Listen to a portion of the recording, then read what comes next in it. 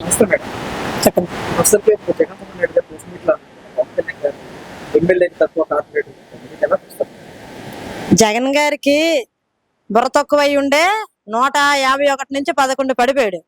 అయినా సరే ఇంకా బుర్ర తక్కువ మాట్లాడడంలో ఆయన ఇంకా సక్సెస్ అవుతూనే ఉన్నారు. ఆయన ఒక 5గురిని వేసుకొని బూతులు తిట్టినప్పుడు ప్రజలు వ్యతిరేకించారు.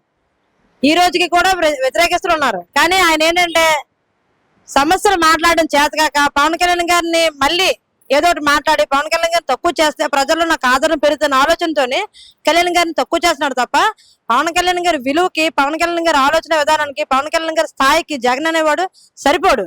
పవన్ కళ్యాణ్ గారి కాలి గోటికి కూడా జగన్ అనేవాడు రాడు. కానీ ఆయన ఏంటంటే ఇప్పుడు అధికారంలో లేడు, కనీస ప్రతిపక్ష హోదా కూడా లేదు.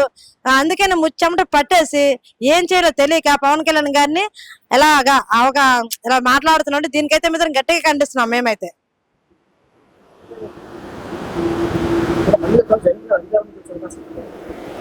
బుద్ధునోడు ఎవడైనా ఇంకా జగన్ గారికి అవకాశం ఇస్తారండి ప్రజలు?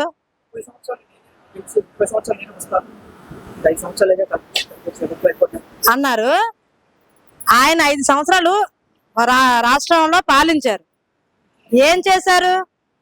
అమ్మఒడి నాన్నతాడని ఈ ప్రోగ్రాములు చేయడం తప్ప రాష్ట్రానికి రాజధాని లేకుండా చేశాడు ఆయన.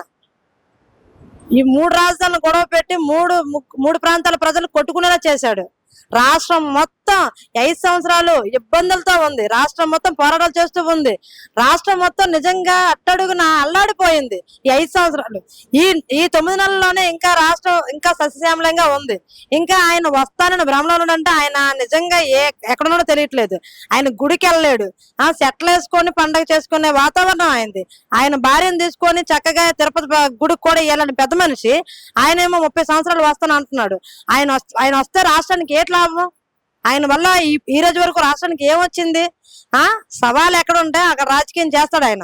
ఈ రోజు ఎక్కడ సవం ఉంటే అక్కడికి వెళ్ళి వాలిపోతాడు.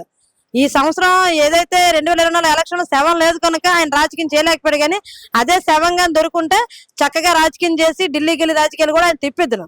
కాకపోతే అందరూ తెలుసుకున్నారు. ఆయన యొక్క నిజస్వరూపం తెలిసింది కానీ కుటుంబ సభ్యులు కూడా దూరంగా ఉన్నారు. తల్లి చెల్లి ఆయన నమ్మలేనప్పుడు రాష్ట్ర ప్రజలు నమ్ముతారు. ఆయన స్వయాన ఆయన భార్య ఆయన చేసిన వాటిని ఖండించలేక సైలెంట్ గా ఉన్నప్పుడు రాష్ట్ర ప్రజలు ఎలా నమ్ముతారు? స్వయాన బాబాయిని చంపుకున్న చరిత్ర ఉన్నప్పుడు రాష్ట్ర ప్రజలు ఎలా నమ్ముతారు? స్వయాన వాళ్ళ యొక్క నియోజకవర్గంలో కానీ వాళ్ళ యొక్క జిల్లాలో కానీ అభివృద్ధి అనేది లేకుండా ఉన్నప్పుడు రాష్ట్రం మొత్తం ఆయన్ని ఎలా నమ్ముతారు?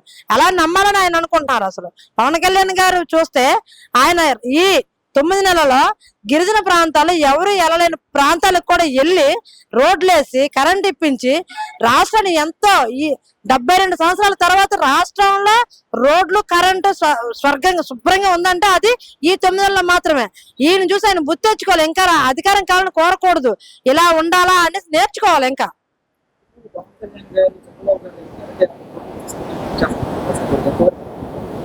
నిజంగా బుర్రా బుద్ధి ఉన్న బూతులు తిట్టాలనిపిస్తుంది. వీళ్ళలాగా మాకు బూతులు రావు. కానీ పవన్ కళ్యాణ్ గారు ఒక కుర్చీలో కూర్చుని కుర్చీ కొనండ్రా అంటేనే ఆయనకు 100 కోట్లు వస్తాయి. ఒక గ్లాస్ తో ఒక డ్రింక్ పట్టుకుని తాగండ్రా అంటేనే ఆయనకు 100 కోట్లు వస్తాయి. ఒక డ్రెస్ వేసుకుని ఈ కంపెనీకి వెళ్ళండ్రా అంటేనే 100 కోట్లు వస్తాయి. అలాంటిది ఎవరి దగ్గర అమ్ముడిపోవాల్సిన పవన్ కళ్యాణ్ గారికి ఏముంది? పిచ్చ మాట్లాడుతున్నాడు. కానీ వీడికి ఎక్కడికే వెళ్ళి ఏ దేశానికి వెళ్ళి ఇంకెక్కడికి వెళ్ళి మన దేశానికి పారిశ్రామికవేత్తలు కానీ తేవడం తెలియదు. ఈయన ఎప్పుడు కూడా మీటింగ్లు పెట్టడం తెలియదు. పరాయి దేశాల నుంచి మన దేశానికి మన రాష్ట్రానికి ఒక్క పరిశ్రమ కూడా రాలేదు. ఈయనేమో పవన్ కళ్యాణ్ గారిని ఎలా తక్కువ చేయాలని చూడడం తప్ప ఇందులో వేరే ఉద్దేశమే లేదు. అసలు పవన్ కళ్యాణ్ గారికి ఎవరి దగ్గర చేర్చాల్సిన అవసరం లేదు. ఆయన నిజంగా అవసరం అనుకుంటే జనసేన నుంచి జన సైనికులు చాలా ఆయన కాపాడుకోవడానికి. అలాంటిది పవన్ కళ్యాణ్ గారిని తక్కువ చేయడం ఏంటి? ఆయన ఒక సినిమా చేస్తేనే 100 కోట్లు వస్తాయి. ఆయన ఎందుకు నెలకు ఒకరి దగ్గర 50 కోట్లు కొంటారు? ఆ మాట అన్నోడు ఎవడైనా ఉంటే ఆయన చెప్పించుకుంటే అసలు తప్పులేదు.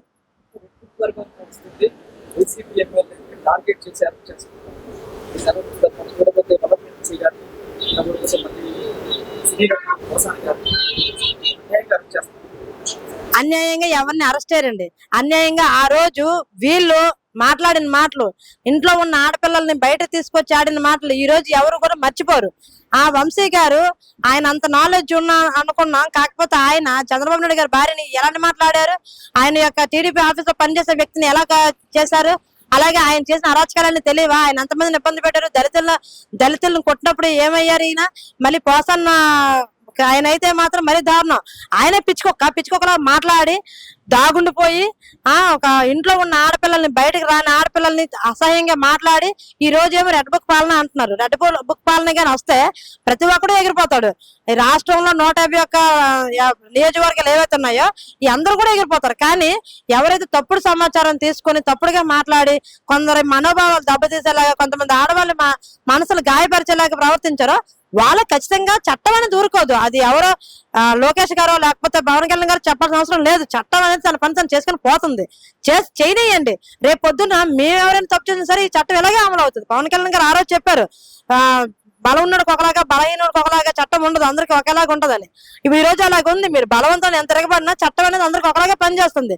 మీ బలాన్ని ఉపయోగించినా ఇక్కడ చెల్లుబాటు అవ్వదు. ఇది సామాన్యుల నుంచి సామాన్య క్షేమం కోసం ఏర్పడిన ప్రభుత్వం కనుక ఈ ప్రభుత్వంలో సామాన్యుల కోసం మాత్రమే ఉంటుంది తప్ప మీలాంటి బలిసిన పార్టీలకైతే ఎట్టి పరిస్థితుల్లో కూడా న్యాయం జరగదు.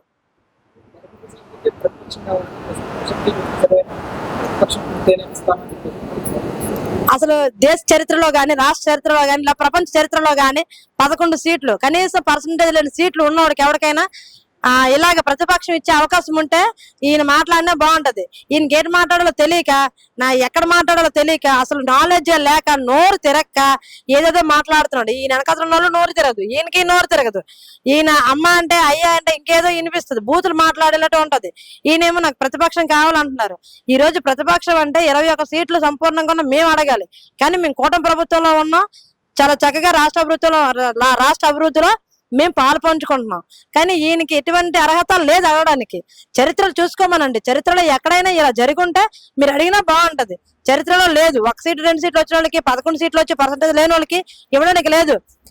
నీకు ఏదో నియోజకవర్గంలో హైయెస్ట్ పర్సంటేజ్ ఉంటే అంత మాత్రాన నువ్వు గెలిచినట్టు కాదు. 175 నియోజకవర్గంలో కూడా నీకు పర్సంటేజ్ వచ్చి సుమారు నువ్వు 18 సీట్లైనా గెలిచి ఉండాలి. కానీ నువ్వు గెలిచింది ఎంత? లింగులు ఇటుకమని 11 సీట్లు. ఈ సీట్లకే నువ్వు ప్రతిపక్షం కావాలంటే అసలు అడగడానికి అసలు నీకు బుర్ర లేదని అర్థం.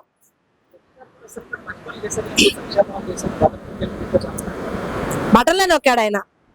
రూమ్ లో కూర్చొని పబ్జీలు ఆడుకుని బటన్లే నొక్కాడు. ఆయన ఇంటి వాతావరణం చూసుకుంటే ఎవరికైనా అర్థం అవుతుంది ఆయన ఏం పని చేశాడు అనేది. ఆడవాళ్ళందరికీ కూడా డబ్బులు వేసాడు. ఎలా వేసాడు? 1 సంవత్సరం 15,000, 14,000, 13,000, 1000 నొక్కేశాడు.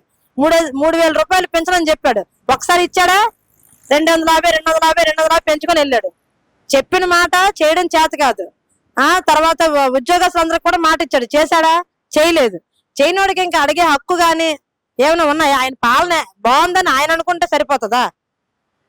నిజంగా చెప్పాలంటే గోదావరి నదిలో నీళ్ళు ఎలాగైతే ఉన్నాయో ఈయన పాలన కూడా అలాగే అటు ఇటు కాకుండా ఉండేది ఆ రోజున.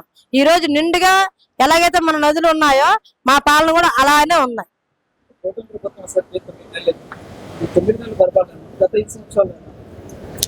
72 సంవత్సరాల భారతదేశ స్వతంత్ర దేశంలో ఈ 9 నెలల పాలన అనేది నిజంగా ఒక రికార్డు. ఎందుకంటే ఇందాక నేను చెప్పినట్టు పవన్ కళ్యాణ్ గారు స్వయంగా వెళ్ళి రోడ్లు ఎలా వేశారు, రోడ్లు ఏ విధంగా వేస్తున్నారు చెక్ చేశారు. అసలు చరిత్రలో ఎవరు కూడా ఏ ఎమ్మెల్యే కూడా చేయని పరిస్థితిలో ఒక డిప్యూటీ సీఎం, ఒక 4 శాఖలకు మంత్రి అయ్యి ఉండి కూడా ఆయన వెళ్ళి స్వయంగా ఆయన చెక్ చేసి నిధులు ఏర్పాటు చేసిన పరిస్థితి. అలాగే ఆయన సొంతంగా తీసుకున్న ఏవైతే మంత్రిత్వ శాఖలు ఉన్నాయో ఆ 4 మీద పూర్తిగా దృష్టి పెట్టి ఆయన పూర్తిగా ప్రజల్లో నుండి ఈ 9 నెలలు పూర్తిగా ప్రజల్లో ఉండి పనిచేస్తున్నారు. అలాగే గిరిజన గ్రామాలు, ఏదైతే మావోయిస్టులు తిరిగిన గ్రామాలు, పోలీసులు కూడా భద్రత ఇవ్వలేని గ్రామాలు ఆయన తిరిగి ఈ రోజు ఆ గ్రామాలకి వెలుగునిచ్చారు. ఆ గ్రామాలకి రవాణా సౌకర్యాన్ని అందించారు. ఆ గ్రామాలకి భరోసా ఇచ్చారు, బ్రతకడానికి ఆసరాన్ని ఇచ్చారు. అలాంటిది ఈ 9 నెలల పాలన నిజంగా చరిత్రలో ఒక చరిత్రగా నిలిచిపోతుంది.